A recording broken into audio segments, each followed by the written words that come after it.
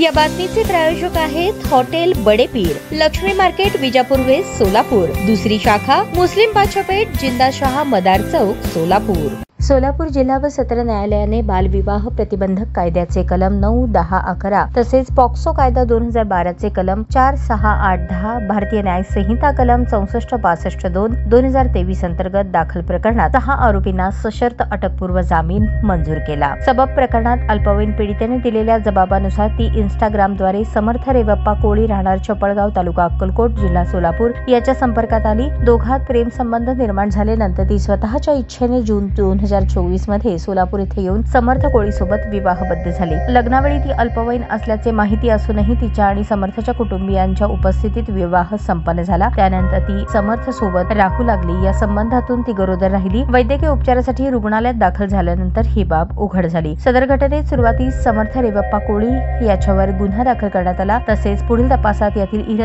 इतर आरोपी महादेवी रेवप्पा कोळी, रेवप्पा इरप्पा कोळी, वैशाली अनंत गुंड, अनंत नागनाथ गुंड, अंबादास रेवप्पा कोळी, लक्ष्मी अंबादास कोळी, राम रानप्पा बनसोडे, करिश्मा राम बनसोडे आणि रत्ना राम बनसोडे यांच्यावर गंभीर आरोप होते। सबब प्रकरणातील 6 आरोपींनी मेहरबान जिल्हा सत्र न्यायालय सोलापूर येथे अटकपूर्व जामिनासाठी अर्ज दाखल केला होता। जिल्हा व सत्र न्यायाधीश SV केंद्रे यांनी आरोपींचा अटकपूर्व जामीन अर्ज सशर्त मंजूर केला। या प्रकरणात आरोपीतर्फे advocate Kadir Auti, advocate Dattatray Kapure, advocate Vaibhav Bonge, advocate Omkar Phadtare, advocate Mohim Pathan, advocate Shivratna वाघ आणि ॲडव्होकेट मनीष बाबरे यांनी काम पाहिले। ताज्या बातम्या पाहण्यासाठी प्राईम महाराष्ट्र न्यूज चॅनलला सबस्क्राईब करा।